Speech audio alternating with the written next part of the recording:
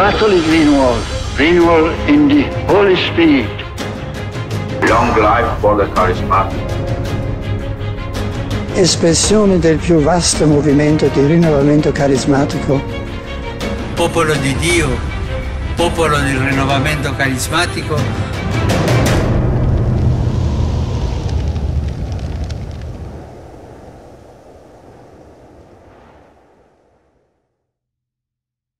Eu queria tomar com vocês o Atos Apóstolos capítulo 4 e dar uma chave de leitura do texto que anima o nosso projeto. Eu vou simplesmente refletir algumas coisas que nós já refletimos, eu só quero pontuar para a gente dar seguimento ao nosso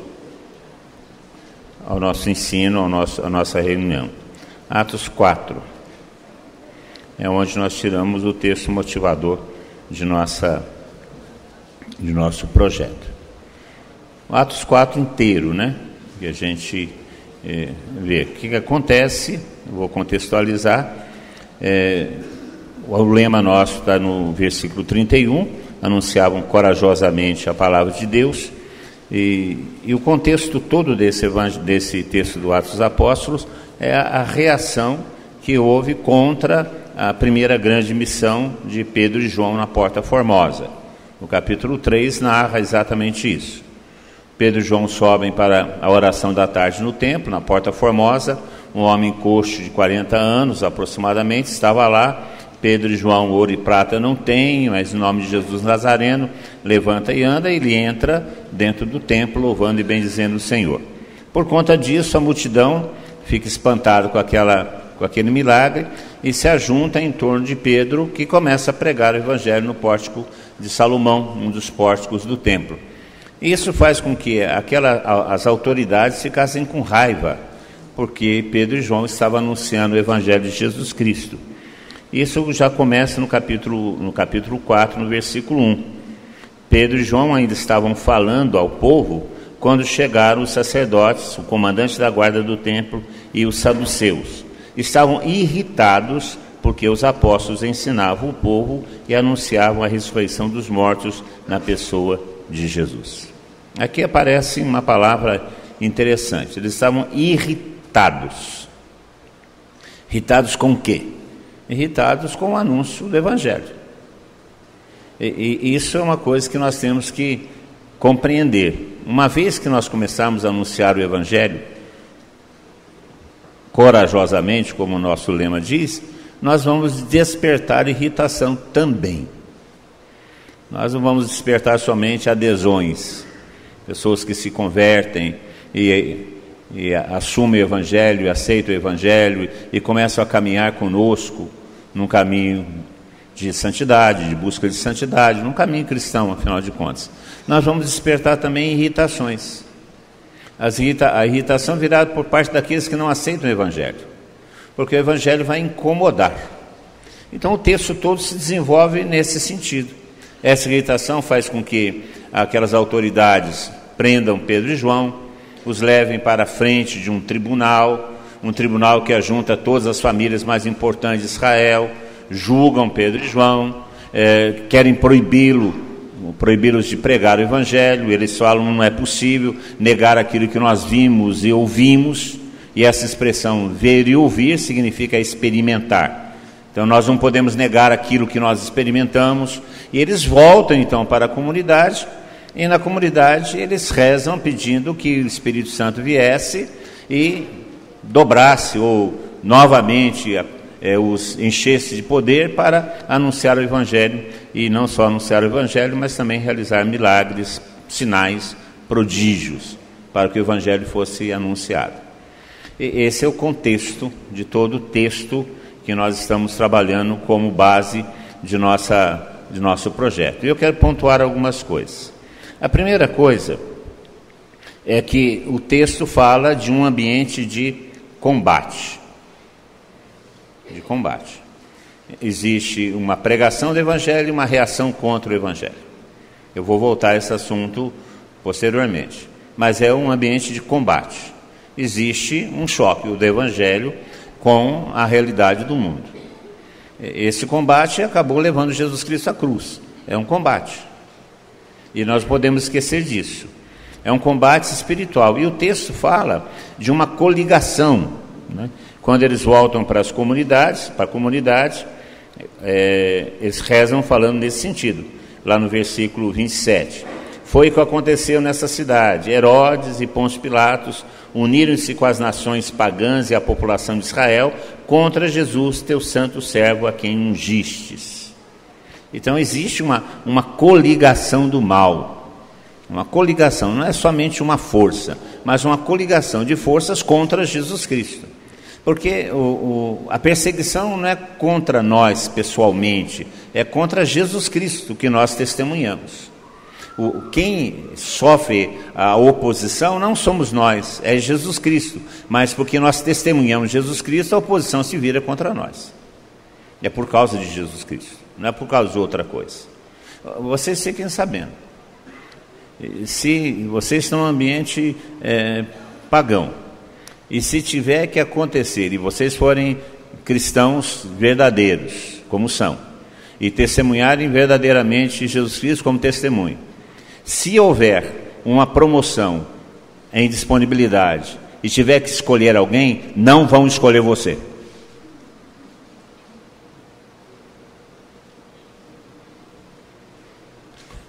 Fiquem certos disso. Vão escolher aquele que anda conforme eles. Fiquem certos disso. Porque existe uma coligação. São Paulo fala que, na realidade, a nossa luta é contra os principados, potestades, dominadores do mundo, espíritos malignos. Nós vamos voltar a isso também. É contra isso que nós combatemos. O Everson estava contando para mim agora mesmo. Do nada, o locatário da casa da filha dele trancou a menina dele, as outras dentro do quarto, foi embora e está com raiva das meninas, de graça, assim, da noite para o dia. Tiveram que pular um muro de 4 metros para poder comprar leite e depois voltar para casa, porque da noite para o dia o sujeito invocou que não quer mais, pronto, acabou, trancou, não quer. Aí ele estava perguntando, será por que a gente é cristão? Não é só porque a gente é cristão. Isso não é espírito de coitadismo, viu, gente? Não é espírito de coitadismo, não. A gente vê lá a história de Paulo e Silas, né, que foram, apanharam de varas e tal coisa. O que eles faziam na prisão? Davam glórias a Deus porque tinham apanhado de vara, por causa do nome de Jesus Cristo. Então, para nós, essas perseguições não é causa de coitadismo, não. Coitado de mim, sou um cristão, não. Graças a Deus, sou um cristão, estou sofrendo por Jesus Cristo. Porque o combate é esse. O combate é esse. Existe uma coligação, que São Paulo VI chamava de mistério da iniquidade. Existe esse mistério da iniquidade que atua no mundo contra os cristãos. Porque quer atuar no mundo contra Jesus Cristo. E quem é Jesus Cristo no mundo de hoje? Nós. Portanto, é um confronto. Se trata de um combate espiritual. Papa Paulo VI, São Paulo VI, falava de a evangelização é um combate. A evangelização é um combate. Se trata do choque entre as trevas e a luz. Aqueles que são da luz e aqueles que são das trevas. E nós não podemos esquecer disso. E com isso eu não estou fazendo nenhum alarmismo, não, isso é simplesmente uma constatação. O próprio Jesus Cristo falou isso, não é? Eu não vim trazer a paz, eu vim trazer a espada.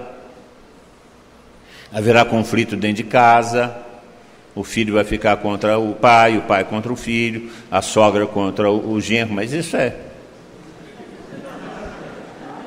isso não é evangélico, isso é natural, né?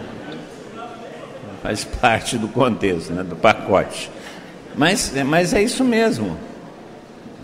É isso mesmo. Há uma incongruência do evangelho com o mundo, uma oposição do evangelho com o mundo. E isso é que é a raiz do combate espiritual, a raiz do confronto do evangelho que nós enfrentamos. Aí o texto começa a desenvolver. Eu quero falar de 5 pontos desse texto. Primeira coisa que a gente observa no texto, eu vou voltar ao combate espiritual num outro ensino. Então, a primeira coisa que a gente nota no texto, eles são presos, e aí porque eles não conseguem negar a realidade do milagre, porque o homem que recebeu a cura estava ali do lado deles, não podiam falar que era uma figura de linguagem. Não, esse milagre não é um milagre, não aconteceu bem, foi uma figura de linguagem, né? Como alguns falam hoje em dia em relação aos milagres de Jesus Cristo, é só figura de linguagem. Então aquela figura de linguagem estava de pé ali do lado deles, não tinha jeito de falar, então por isso não prenderam, soltaram. E aí eles fazem o quê? Logo que foram postos em liberdade, Pedro e João voltaram para junto dos seus irmãos, contaram tudo o que os sumos sacerdotes e anciãos haviam dito. Ao ouvirem o relato, todos juntos elevaram a voz e disseram. Então a primeira coisa que a gente vê, a oração. A oração. A evangelização, ela tem a sua raiz na oração. A oração não é um elemento periférico da evangelização. Eu vejo que nós temos pouco sucesso na evangelização enquanto nós rezamos pouco. Teremos mais sucesso na evangelização quando rezamos mais. A oração, portanto, não é periférica à missão. Jesus Cristo rezava constantemente e insistia para que os seus discípulos rezassem também. Portanto, é parte da missão, é parte da evangelização, é parte do ser missionário rezar.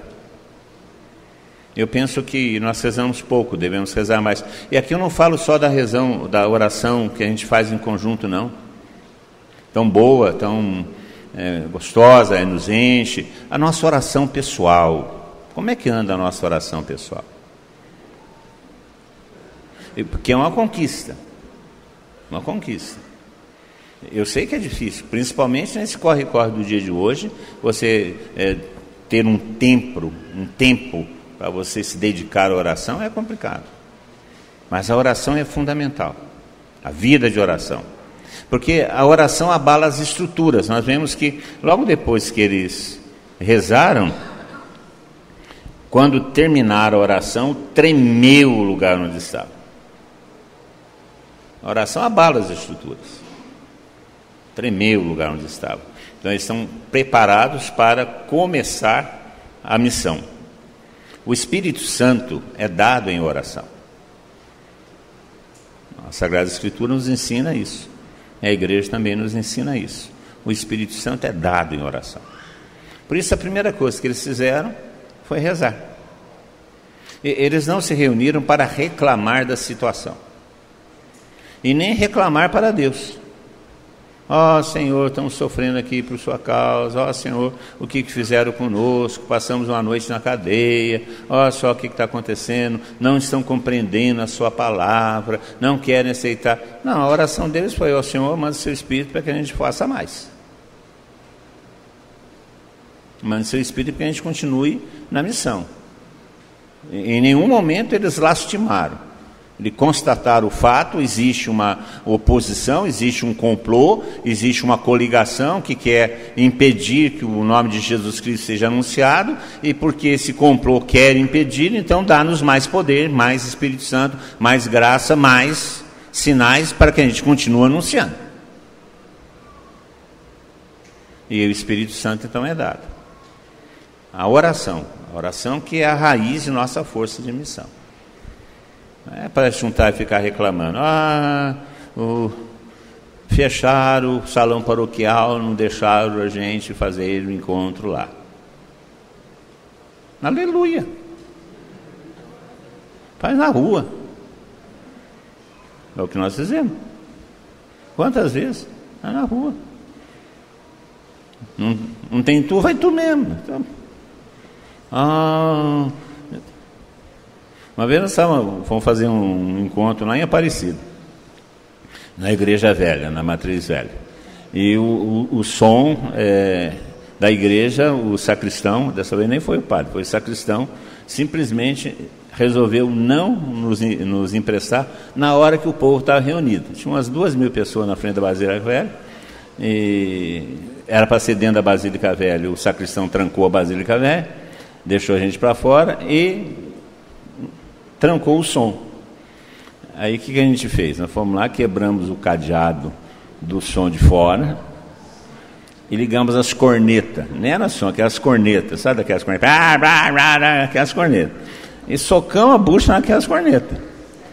O Sidney Terry estava pregando. Aí o padre chegou. O dono da igreja chegou, né? Ele falou assim: o que vocês estão fazendo? Como é que vocês ligaram o som? Eu falei: nós quebramos o cadeado. Mas como é que vocês fazem um negócio desse? Quebrar o cadeado, isso é propriedade particular. Eu falei assim: padre, como é que a gente ia fazer? Nós já estamos impedidos de entrar dentro da igreja. O som foi proibido. E a gente tinha que evangelizar esse pessoal que está aí. É assim mesmo. Toca a bucha, vamos em frente. Continuamos a oração. Abriu para nós. Não tem o som. Porque nós temos esse costume, né? Quando as coisas são difíceis, a gente vai rezar, não vai rezar para pedir mais, vai rezar para reclamar do que não recebeu. E não foi isso que eles fizeram. Eles fizeram o contrário. Nós queremos mais. Queremos mais. E exatamente porque eles pediram mais, o chão tremeu. Porque eles não recuaram. A primeira atitude, a atitude da oração. Segunda coisa que a gente percebe no texto é que quando terminou a oração e tremeu o lugar onde eles estavam reunidos, todos ficaram cheios do Espírito Santo. Todos ficaram cheios do Espírito Santo. Todos ficaram cheios do Espírito Santo. Veja que isso é a mesma coisa que nós lemos em Atos dos Apóstolos, capítulo 2, versículo 4. Todos ficaram cheios do Espírito Santo.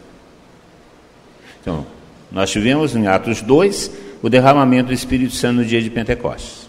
E o que caracteriza o derramamento do Espírito Santo, o que caracteriza a experiência de Pentecostes é ficar cheios do Espírito Santo. O que acontece aqui é a mesma coisa, todos ficaram cheios do Espírito Santo. Portanto, o que aconteceu aqui? Aconteceu aqui o que nós chamamos de batismo no Espírito Santo. Houve aqui aquilo que é chamado de atualização de Pentecostes. Aquilo que aconteceu em Pentecostes alguns dias antes, acontece novamente.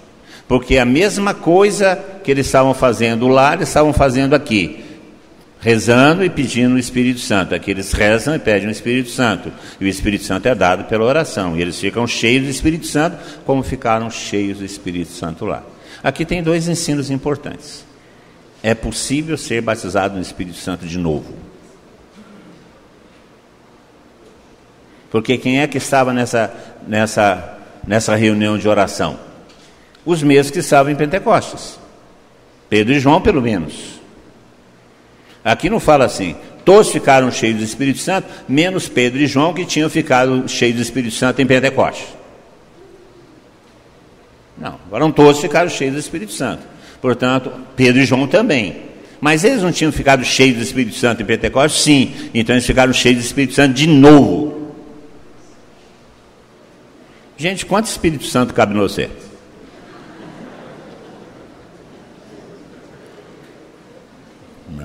Aqueles que sofrem o processo de alargamento, né? Cabe mais Espírito Santo, né? Aqueles que sofrem o processo de encolhimento, o Espírito Santo é dado sem medida. Portanto, toda vez que o Espírito Santo for derramado, ele vai nos encher. Porque nós podemos ter mais do Espírito Santo, mais do Espírito Santo, mais do Espírito Santo. Porque o Espírito Santo deve jorrar para a eternidade, portanto, ele deve ser dado abundantemente todas as vezes que nós pedirmos. E não existe outra coisa a pedir a não ser o Espírito Santo. Veja que eles não pediram cura dos seus corações. Não pediram a morte dos caras que os perseguiram. Ó Senhor, converte, transfere ou leva, né, como dizia Santa Teresa em relação ao seu diretor espiritual que a perseguia. Vocês conhecem essa oração de Santa Teresa, né?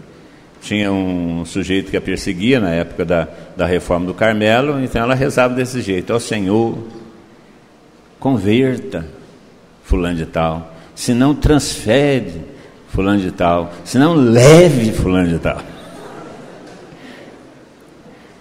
O Sadi Bogado, que era um deputado da época da ditadura militar, e foi perseguido, preso, e ele era lá de Campos, e Campos, o bispo de Campos era Dom Castro Maia. Dom Castro Maia era um bispo conservador, e que era contra o Concílio Vaticano II, e era contra a renovação carismática rachado, né, daqueles que proibia, etc., no começo.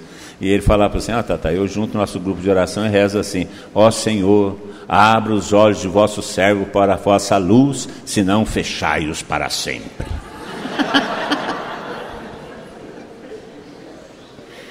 Eles não estavam rezando no sentido de reclamar, eles estavam rezando pedindo o quê? Mais Espírito Santo. Mais Espírito Santo para evangelizar, porque o Espírito Santo é a força da evangelização, ele é o protagonista da evangelização. Sem o Espírito Santo não existe evangelização. E o próprio Jesus Cristo estabeleceu essa condição de ficar cheio do Espírito Santo para evangelizar. No Atos dos Apóstolos, capítulo 1, ele vai falar para os seus discípulos, olha, aguardem em Jerusalém até que se cumpra a promessa que ouviste de minha boca, vocês serão batizados no Espírito Santo dentro de poucos dias. Então, antes de começar a tarefa de ir anunciar o Evangelho a todos os povos, a primeira coisa que vocês devem fazer é aguardar ficar cheios do Espírito Santo. Então, os apóstolos aprenderam essa lição. Eles foram perseguidos, impedidos de pregar, ou tentaram impedi-los de pregar. O que eles fazem? Eles vão, se reúnem e pedem o quê? Pedem aquilo que Jesus Cristo ensinou a eles pedirem, o Espírito Santo. Para quê? Para que eles ficassem cheios do Espírito Santo e pudessem anunciar a palavra. Então, nós temos que aprender isso. Nós vamos começar um momento missionário, então vamos rezar para ficar cheios do Espírito Santo. E essa é a característica do batismo no Espírito Santo. A característica do batismo no Espírito Santo, o conteúdo do batismo no Espírito Santo é ficar cheios do Espírito Santo. Não são as línguas de fogo. Vejam aí no texto do capítulo 4. Fala assim, tremeu o lugar onde estavam. Mas vê se vocês encontram aí línguas de fogo, vento impetuoso, ruído ensurdecedor. Está escrito isso aí? Mas está escrito que ficaram cheios do Espírito Santo? Igualzinho em Pentecostes, abre lá, Atos 2, volta lá, versículo 4. Veja que é a mesma expressão. Todos ficaram cheios do Espírito Santo. Não está igualzinho? Não está igualzinho? Então, é isso que é batismo no Espírito Santo, ficar cheio do Espírito Santo. Não são os sinais externos. Os sinais externos podem mudar. O importante é ficar cheio do Espírito Santo. Então, é outra chave de leitura nossa. Vamos começar um ano missionário, então a primeira coisa que nós temos que fazer é ficar cheios do Espírito Santo. Pedir um novo Pentecostes. É claro que essa experiência que eles tiveram a segunda vez, e foi uma experiência também sensível, porque houve até sinais externos, o chão tremeu, como lá teve línguas de fogo, vento, essas coisas todas. Aqui também houve uma experiência perceptível do chão tremer, mas é importante que a gente entenda que a primeira vez que a gente experimenta o batismo no Espírito Santo pode vir carregado de alguns sinais emocionais e mais espetaculares, e uma outra vez pode vir sem esses sinais, mas não são sinais que caracterizam. O que caracteriza a experiência do batismo no Espírito Santo é ficar cheio do Espírito Santo, que pode ser com sinais ou sem sinais. E toda vez que nós pedimos o Espírito Santo, ele é dado. Ele é dado. Porque é da natureza do Espírito Santo ser dom. Um dom que é dado sempre que se pede. O próprio Senhor Jesus Cristo nos ensinou isso. Vós que sois maus, sabeis dar boas coisas aos vossos filhos, quanto mais o Pai Celeste dará o Espírito Santo a quem o pedir. Ele falou assim, quem o pedir 2 vezes. Ele não estabeleceu quantidade de vezes. Ele não disse quantas vezes nós podemos pedir. Ele disse, todas as vezes que vocês pedirem o Espírito Santo, ele será dado. E toda vez que ele é dado e nos enche, existe aquilo que nós chamamos de batismo no Espírito Santo, que é fundamental e necessário para a evangelização. Padre Raniero Cantalamessa fala que é necessário, indispensável e normativo. Necessário, indispensável e normativo. Não pode ser dispensado, sem o Espírito Santo não existe evangelização. É necessário, porque sem ele não fazemos nada, e normativo, ou seja, deve acontecer, é norma. O Espírito Santo é norma para a evangelização. Fala aí para o seu irmão, você pode ser batizado de novo no Espírito Santo.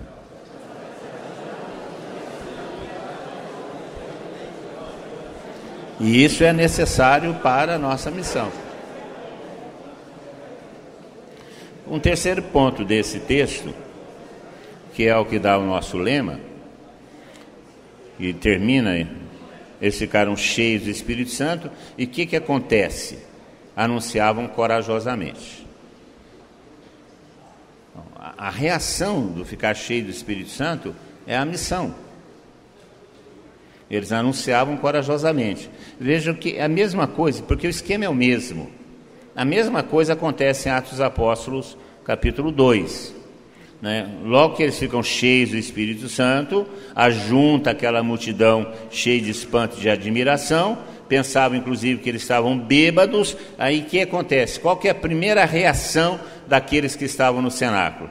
No versículo 14 nós lemos, no capítulo 2 nós lemos: Pedro de pé, junto com os 11 apóstolos, levantou a voz e falou à multidão. Começava a anunciar. É do Espírito. O Espírito é derramado, somos batizados no Espírito. A reação primeira é anunciar o Evangelho. Porque o Espírito nos leva a falar das coisas de Deus. Aqueles que estavam na frente do cenáculo, no dia de Pentecostes, ouviam os apóstolos falarem as maravilhas de Deus em suas próprias línguas. O Espírito Santo nos impulsiona a anunciar o Evangelho em todas as línguas. Em todas as línguas. Hoje em dia tem várias línguas. As várias linguagens, nós podemos dizer hoje. Não só o vernáculo, mas as várias linguagens.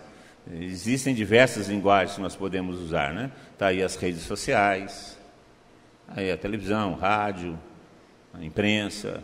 São as várias linguagens que nós podemos usar para anunciar o Evangelho.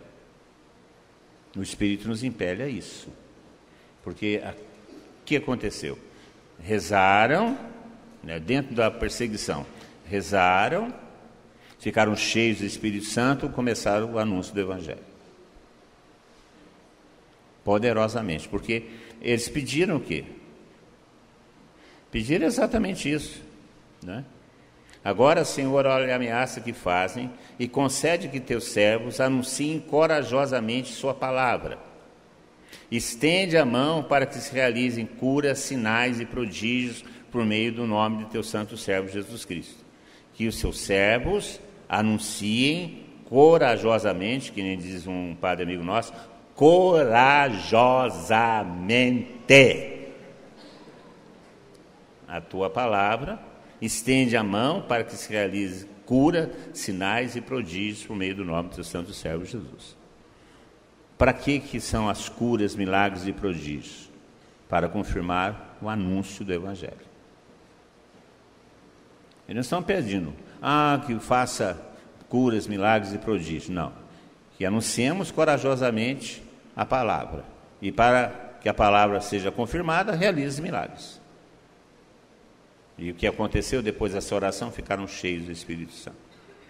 E aí, porque eles ficaram cheios do Espírito Santo, eles fazem aquilo que eles pediram, saíram para anunciar corajosamente.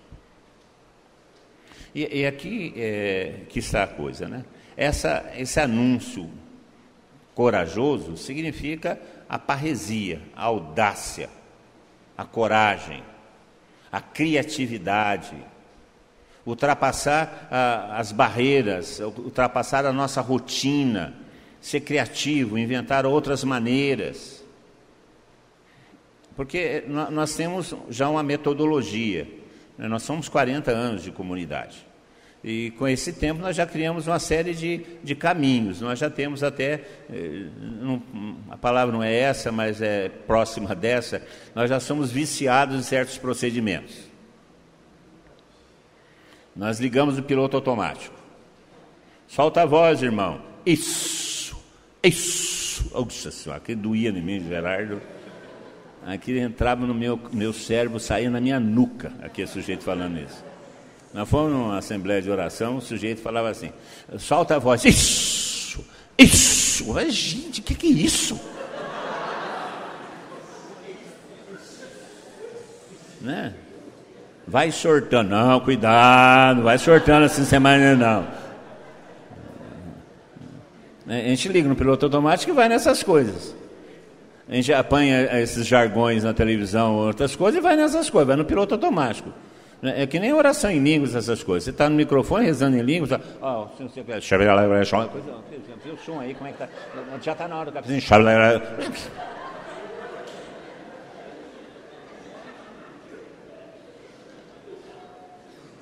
Não é?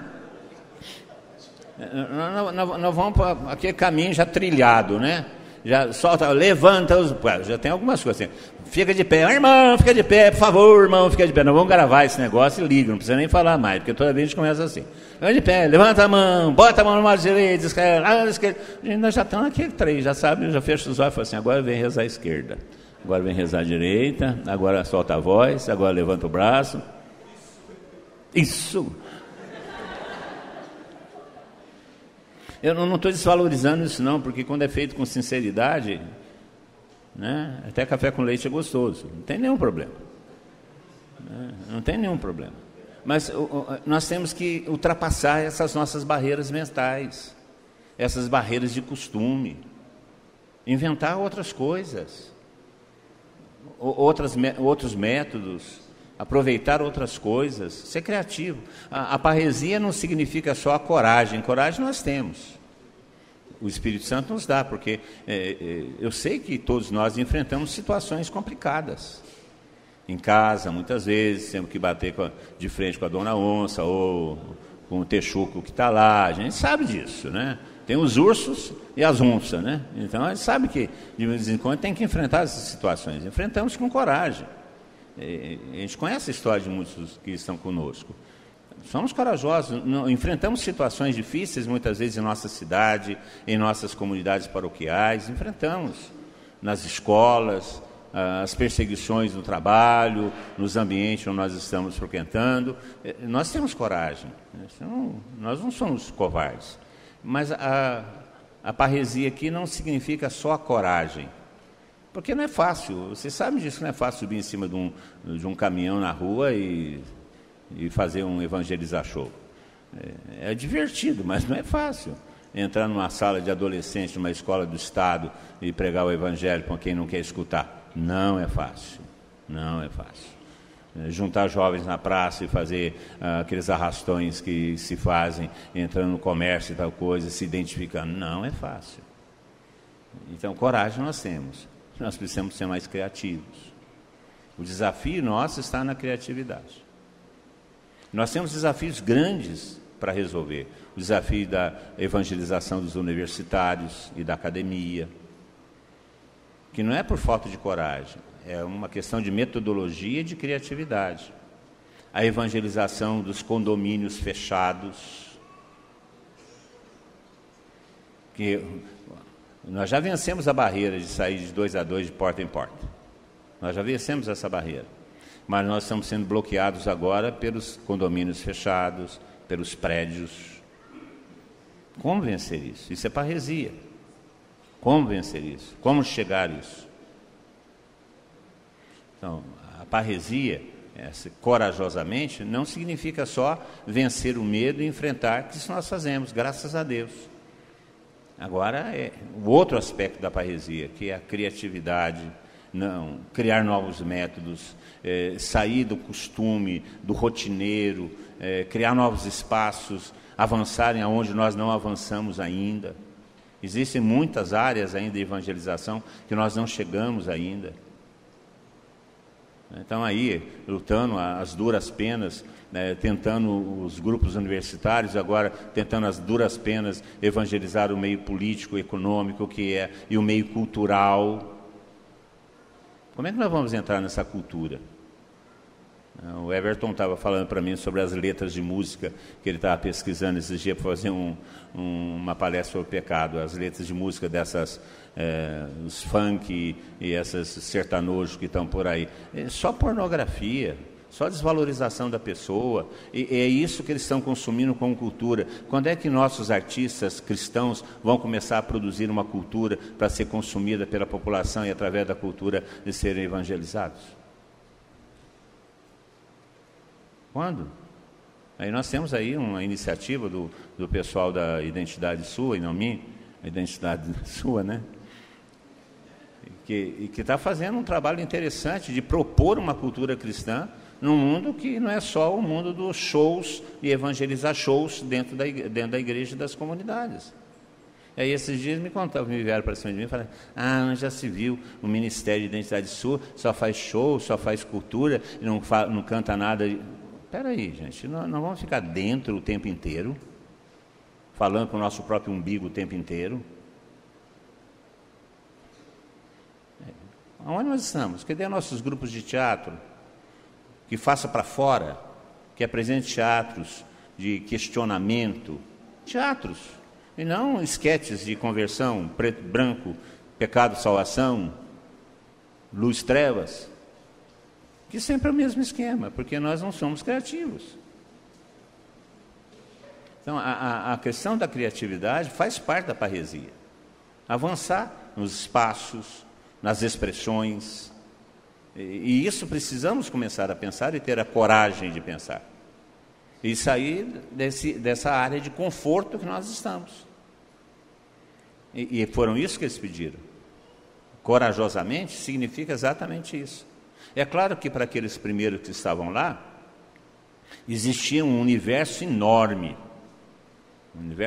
porque ninguém conhecia nada, né?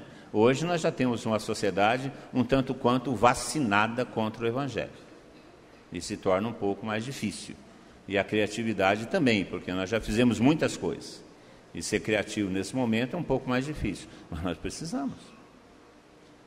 Por isso eles anunciavam corajosamente, não significa só anunciar Jesus Cristo com coragem, o enfrentamento, porque nós fazemos isso. Nós fazemos isso, indiscutivelmente. Gente, eu fico admirado da coragem de alguns de vocês aí enfrentar as situações que enfrentam. Né? Coragem dos Timóteos dá 2 anos de sua vida, agora as Priscilas dá 2 anos de vida para a dedicação da missão.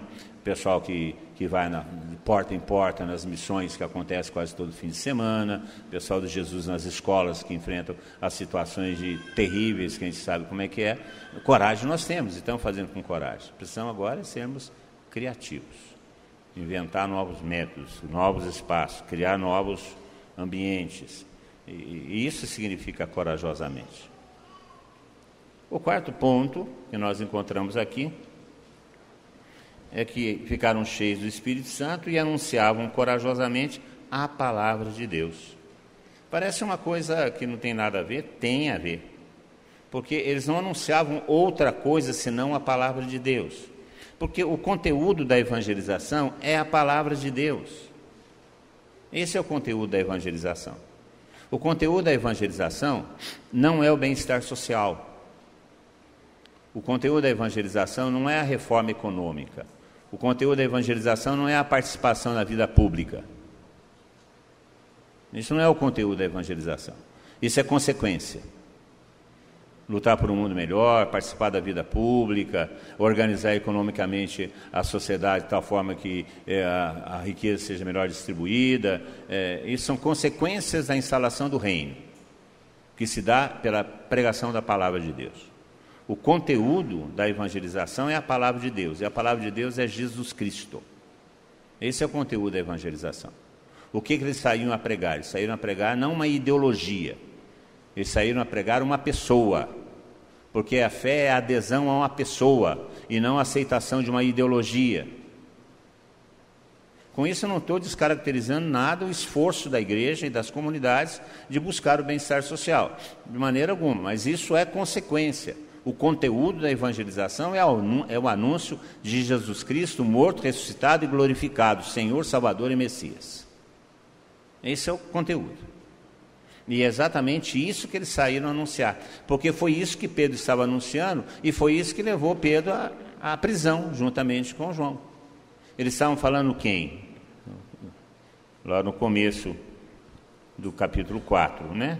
Eles estavam falando que estavam irritados porque os apóstolos ensinavam o povo e anunciavam a ressurreição dos mortos na pessoa de Jesus. E vamos falar, não existiam problemas sociais naquela época? Existiam. Tão graves quanto de hoje. E talvez até mais, porque naquela época existia escravidão. Se bem que hoje em dia também tem escravidão, né? Vocês sabem que a escravidão é você se tornar proprietário de uma pessoa e fazer essa pessoa trabalhar para você, expropriar o trabalho dela através da apropriação da pessoa. Hoje em dia tem isso também, essa expropriação do trabalho pela posse da pessoa. Chama-se jogadores de futebol. Você vende e compra. Se você vende um jogador de futebol e compra um jogador de futebol, isso é escravidão.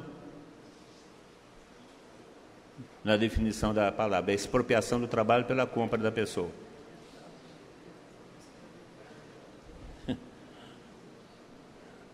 Está certo, não, só que tem que esse escravo que é expropriado do seu trabalho ganha para merréia, né? O outro não ganhava. Mas em termos de princípio é a mesma coisa. A indignidade não está em pagar ou não um salário, a indignidade está em ser propriedade de outro. Essa que é a indignidade da escravidão. Então nós temos situações semelhantes hoje. Situações sociais terríveis, dominação romana, terrível, pobreza, escravidão. Mas aí, o que eles estavam anunciando? O nome de Jesus Cristo. Porque eles anunciavam corajosamente a palavra de Deus. Anunciar outra coisa que não seja Jesus Cristo em nossa missão é trair o Evangelho. A partir da conversão, que é o objetivo do anúncio de Jesus Cristo, é a conversão, a mudança radical de mentalidade. A partir do anúncio da palavra de Deus, você ter a reforma social, a reforma moral, etc. e tal. Mas é a partir. Porque Jesus Cristo é o fundamento, é o valor. É o valor.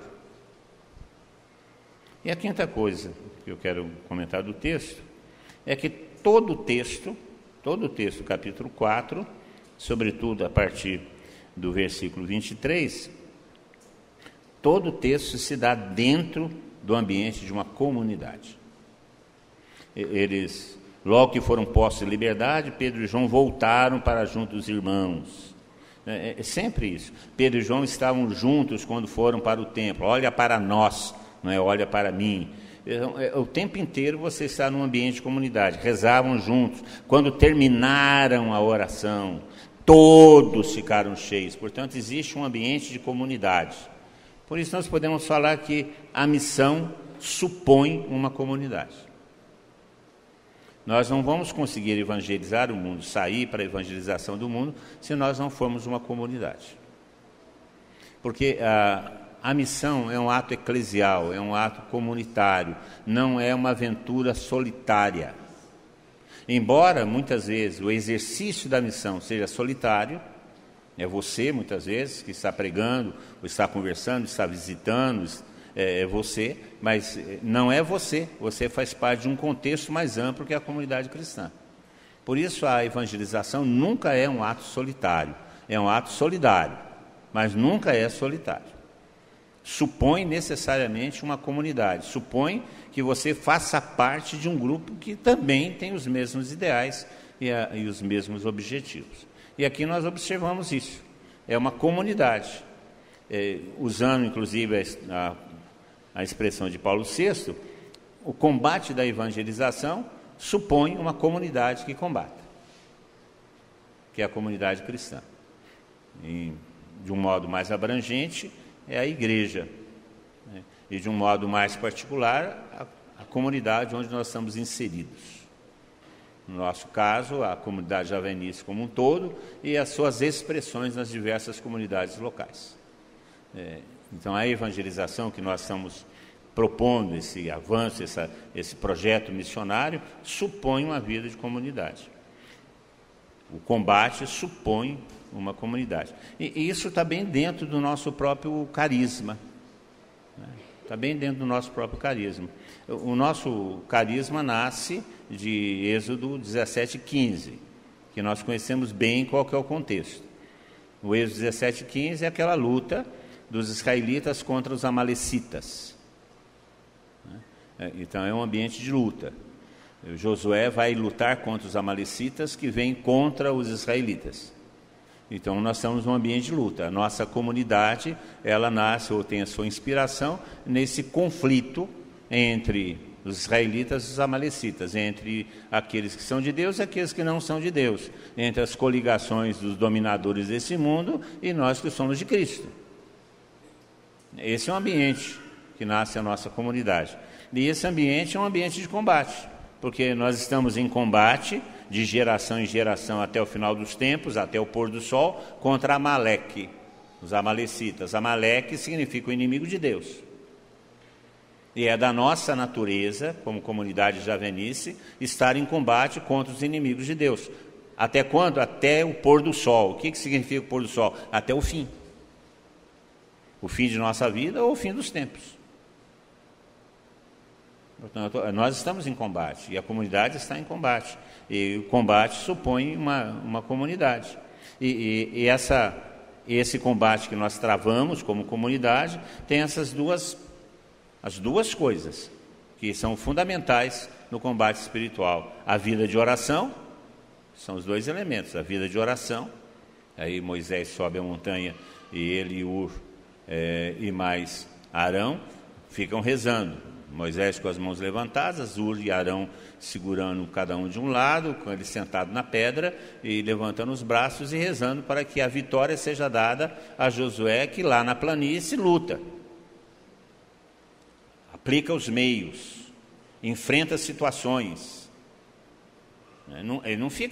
Josué não fica lá em cima fica Moisés, que é a expressão de oração da comunidade, mas a comunidade também é Josué, porque a comunidade tem que aplicar os meios, tem que colocar a cara a tapa, tem que enfrentar as situações e vai se machucar com isso. Quando eu leio esse texto agora na perspectiva da Evangelii Gaudium do Papa Francisco, me vem muito isso, né? O Papa Francisco fala que prefere uma igreja machucada e arrebentada da missão do que uma igreja bem arrumadinha e insossa e sem estar na missão. É isso mesmo. Aqueles que estavam com Josué na missão vão se machucar, vão ser feridos, alguns vão morrer, outros vão correr. Né? Como é que é aquele sujeito? Corre, negado. Como é que é mesmo do sujeito lá? Está vindo os egípcios, corre, pessoal, que a coisa está feia. Alguns vão correr, mas faz parte do confronto. Nós não podemos ficar à margem dele. E nós sabemos que o texto fala que Amaleque foi derrotado e foi passado a fio de espada, ou seja, mataram todos, não sobrou nenhum, né? Foram derrotados totalmente. Nós somos do exército vencedor, nós somos daquele que venceu. Nós não somos da turma que perdeu, nós somos da turma que venceu. E nós conhecemos o final do texto, né? Quando Amaleque é derrotado, Moisés faz um altar em honra a essa vitória e coloca o nome nesse altar de: o Senhor é minha bandeira, Javenice. Essa é a nossa identidade. Uma comunidade que está em luta da evangelização contra as coligações de Pilatos, Herodes, que vem contra o servo de Deus, que é Jesus Cristo. É da nossa identidade. É da nossa identidade. Nós somos chamados a fincar essa bandeira que é o Senhor em todos os lugares onde nós estivermos. É da nossa identidade.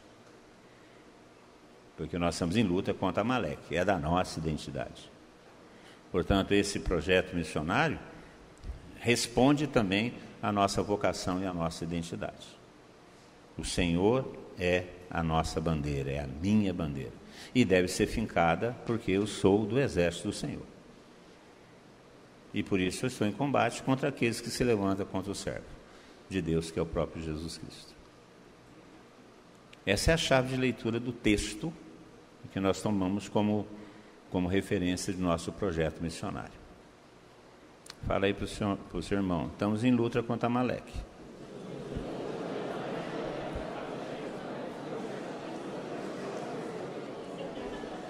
Aproveita, acorda ele que está dormindo aí. Soldado dormindo é soldado morto.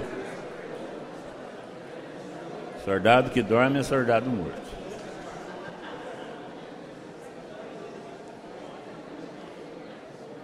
A partir dessa visão geral do nosso texto, nós vamos refletir durante o dia de hoje e um pouco de amanhã sobre essa situação do que é a evangelização, o espírito missionário e o combate espiritual que nós estamos empenhados desde o momento que nós assumimos a nossa vocação. Fecha seus olhos, vamos rezar um pouco, porque nós vemos no texto que eles pediram mais do Espírito Santo. E vimos que quando pedimos o Espírito Santo para a missão, ele vem e nós ficamos cheios do Espírito Santo. Nós estamos na iminência, estamos começando um projeto missionário em todas as comunidades. Já começamos, Senhor, já estamos em março, já começamos. Agora temos pela frente um grande momento missionário que são os retiros de carnaval, o retiro de carnaval semana que vem.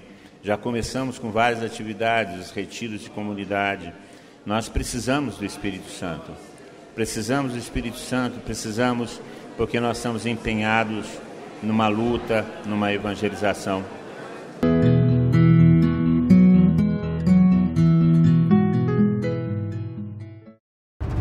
Catholic renewal in the Holy Spirit. Long life for the charismatic. Espressione del più vasto movimento di rinnovamento carismatico. Popolo di Dio, popolo del rinnovamento carismatico.